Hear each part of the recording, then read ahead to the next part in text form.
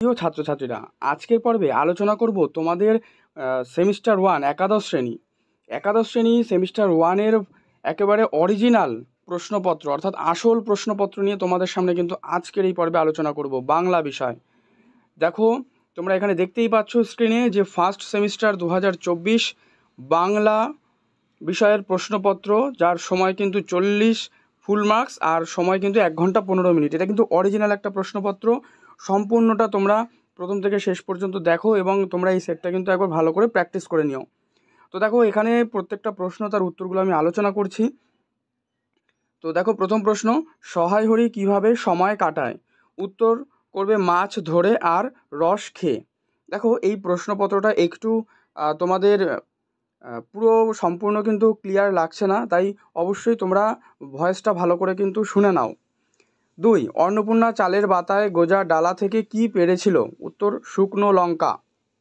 3 নম্বর রয়েছে, দেখো যে অন্নপূর্ণা কোন পিঠে তৈরির জন্য চালের গুঁড়োর গোলা তৈরি করেছিল? সরুচাকুলি। ঠিক আছে, সরুচাকুলি। আমাদের হাতে ছোঁয়া জল আর কেউ খাবে না, এই উদ্ধৃতির মধ্য দিয়ে কোন দিকটি ইঙ্গিত করা হয়েছে? এখানে করবে নির্দিষ্ট বয়সে মেয়ের বিয়ে না দেওয়ার পুরুষতান্ত্রিক সমাজ তাদের একঘরে করতে পারে। এটা করবে 4-এর বি। 5 দাগ রয়েছে, দেখো খেন্তি ড্যাশ পাঁচিলের ধারে পুঁই গাছ লাগিয়েছিল। তো এখানে করবে খেন্তি ভাঙা পাঁচিলের ধারে পুঁই গাছ লাগিয়েছিল শীতকালে। ঠিক আছে, 5-এর দাগে করবে সি। এবারে ক্রম অনুযায়ী একটা বাক্য দেওয়া রয়েছে, এগুলো সিরিয়াল বাই সাজাতে বলেছে। এটাও তোমাদের পুঁই মাচা থেকে নেওয়া রয়েছে। তার মনে বড় কষ্ট হইল, সহায় হরির ছেলেমেয়েরা তাহাদের মাকে অত্যন্ত ভয় করিত। পরবর্তী প্রশ্ন দেখো, মানে এর যে 3 নম্বরটা রয়েছে, 3 নম্বরে রয়েছে জাত রাধি ও আপদগুলো টেনে খিড়কির পুকুরের ধারে ফেলে দিয়ে আয়তো।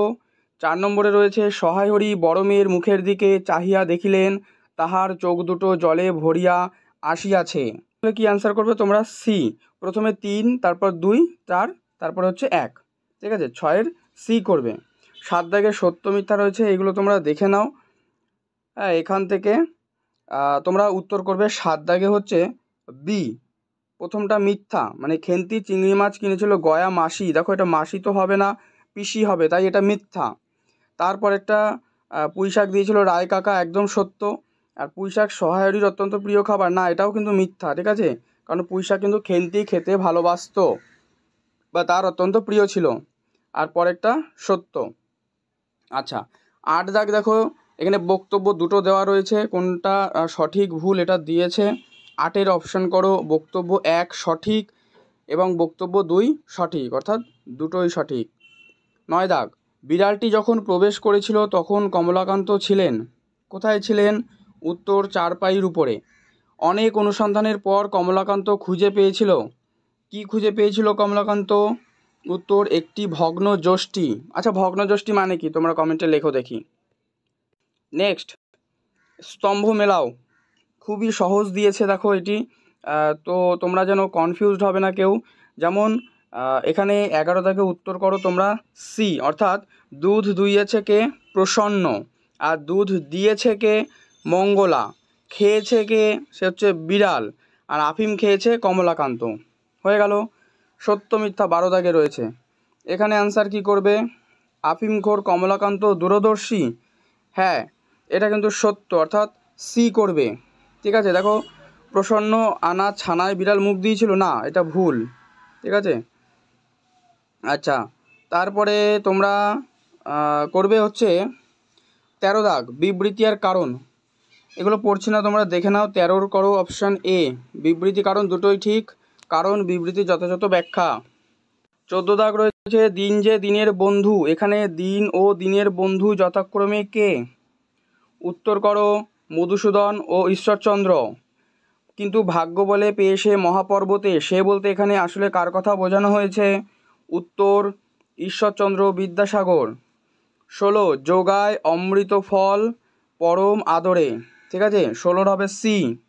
17 সত্য মিথ্যা দেয়া রয়েছে, অপশন করো বি। তোমরা এগুলো দেখে নাও, জাস্ট এগুলো আলোচনা করছি, মানে পুরো সম্পূর্ণ প্রশ্ন পড়তে গেলে অনেকটা পর্বটা বড় হয়ে যাবে। 18 এইখানে এসে লুটাইয়া পড়ে সকল রাজমুকুট। এই রাজমুকুট বলতে কি বোঝানো হয়েছে? উত্তর, রাজ ঐশ্বর্য ও ক্ষমতা। 19, খুলে দেখো নিজ প্রাণ। প্রাণের মধ্যে কি খুঁজে পাওয়া যাবে বলে কবি মনে করেন?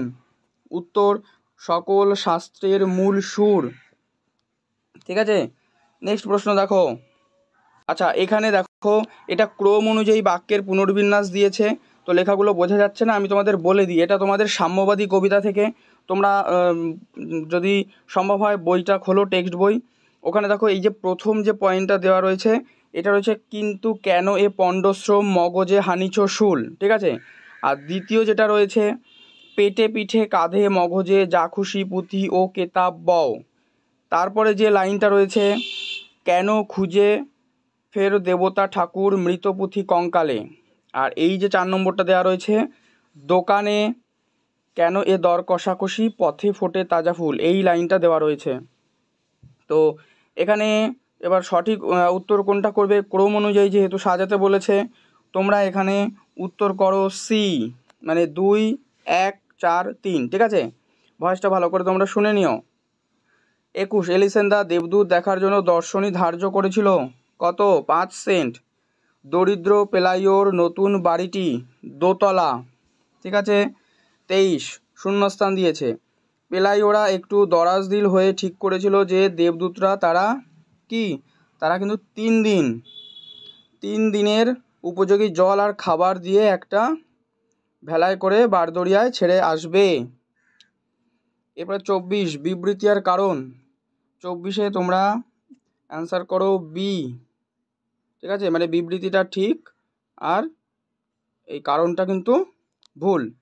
নেক্সট 25 নম্বর কোশ্চেন, চারণ কবি কবিতায় রয়েছে প্রতিবাদ, প্রতিরোধ এবং এক নতুন ভবিষ্যতের স্বপ্ন। কবিতার শেষে ফাঁসুড়েকে ধরে ফাঁসি কাঠে ঝুলিয়ে দেওয়ার কথা বলা হলেও এ কবিতায় আক্ষরিকভাবে বলা হয়নি। কি বলা হয়নি? অত্যাচারী রাষ্ট্রশক্তিকে উৎখাত করার কথা। চর্যাপদের পুঁথিটির সম্পাদক কী নামকরণ করেন? চর্যাচর্য বিনিশ্চয়। 27, টালত মোর ঘর নাহি পরবেশী, হারিত ভাত নাহি নীতি আবেশী।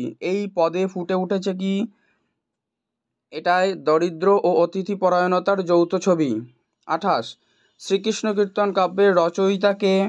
উত্তর, বড়ু চণ্ডীদাস। 29, মৈথিলী কোকিল কাকে বলা হয়? মৈথিলী কোকিল বলা হয় বিদ্যাপতিকে।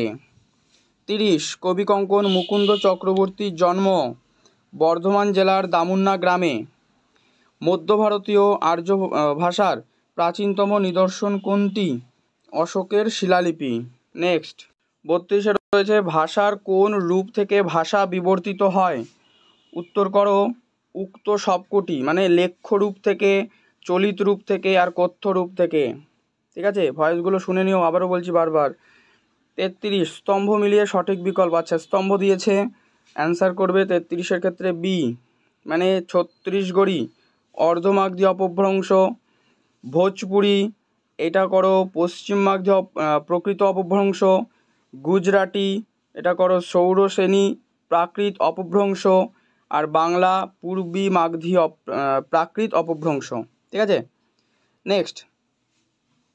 আচ্ছা, নেক্সট প্রশ্ন দেখো রয়েছে, প্রাচীন অযোধ্যা অঞ্চলের ভাষা হলো? উত্তর, অবধি। রঘুনাথ মুর্মু হলেন ড্যাশ লিপির কোন লিপি? উত্তর করো সাঁওতালি অলচিকি লিপির উদ্ভাবক। এই লিপির নাম হলো অলচিকি, মানে এটা সাঁওতালি অলচিকি। ঠিক আছে, আচ্ছা 36, শীষ ধ্বনি হ ধ্বনিতে পরিণত হয়। ঠিক আছে, এটা মূলত ইন্দো ইউরোপীয়। তো এখানে যেহেতু আচ্ছা 36 দিয়েছে, তোমরা এটা বঙ্গালী করো। কোন উপভাষায় বলেছে? আচ্ছা, বঙ্গালী করো। ঠিক আছে, আচ্ছা 37-এ দেখো বিবৃতি আর কারণ। বিবৃতি, ওড়িশা সংলগ্ন পূর্ব মেদিনীপুরে বাংলার কথা বলা মানুষটি সহজেই বুঝতে পারেন মেদিনীপুরের সংলগ্ন ওড়িয়া উপভাষার কথা। আর কারণে কি? দুটি ভাষিক অঞ্চল সংলগ্ন, এটা। তারপরে দেওয়া রয়েছে কি বেবেগমাতা। ঠিক আছে, তো এক্ষেত্রে তোমরা এই 37-এর অ্যান্সার করো অপশান এ, মানে বিবৃতি কারণ দুটোই ঠিক এবং কারণ বিবৃতির যথাযথ ব্যাখ্যা। নেক্সট প্রশ্ন 38, ফরাসি ভাষা যে ভাষাগোষ্ঠীর তা হলো? 38-এ করো সি, ইতালীয়। এটা মূলত ইন্দো ইউরোপীয়, তো এখানে তো সেটা দেওয়া নেই, ইতালীয় দেওয়া আছে, তারই একটা ভাগ ইতালীয়। 1887 খ্রিস্টাব্দে পোল্যান্ডের চক্ষু চিকিৎসক যে কৃত্রিম ভাষা তৈরি করেন তা হলো, উত্তর হচ্ছে এসকোরান্তো। ভারতে প্রচলিত দুটি অবর্গীভূত ভাষা হলো ড্যাশ ও ড্যাশ, কী হবে? উত্তর করো আন্দামানি ও খজুনা। এই হচ্ছে তোমাদের 40টা প্রশ্নপত্র নিয়ে আলোচনা করলাম। এটা কিন্তু একেবারে অরিজিনাল প্রশ্নপত্র আমি আলোচনা করলাম। পর্ব ভালো লাগলে লাইক করো, শেয়ার করো অনেক পরিমাণে, যাতে এই প্রশ্নোত্তরগুলো সবাই প্র্যাকটিস করতে পারে। আর চ্যানেলে নতুন হয়ে থাকলে অবশ্যই কিন্তু চ্যানেলটি সাবস্ক্রাইব করে রাখো। আর এই যে পর্ব, এটা কিন্তু তোমাদের এই সেটের পরীক্ষাটি আগের দিনে কিন্তু হয়ে গেছে, সেই প্রশ্ন সেটটি আমি আলোচনা করলাম। তো এটা তোমরা একটা ধরতেই পারো যে মডেল সেট হিসাবে, ঠিক আছে, যেহেতু এই পরীক্ষাটা একটি স্কুলে হয়ে গিয়েছে।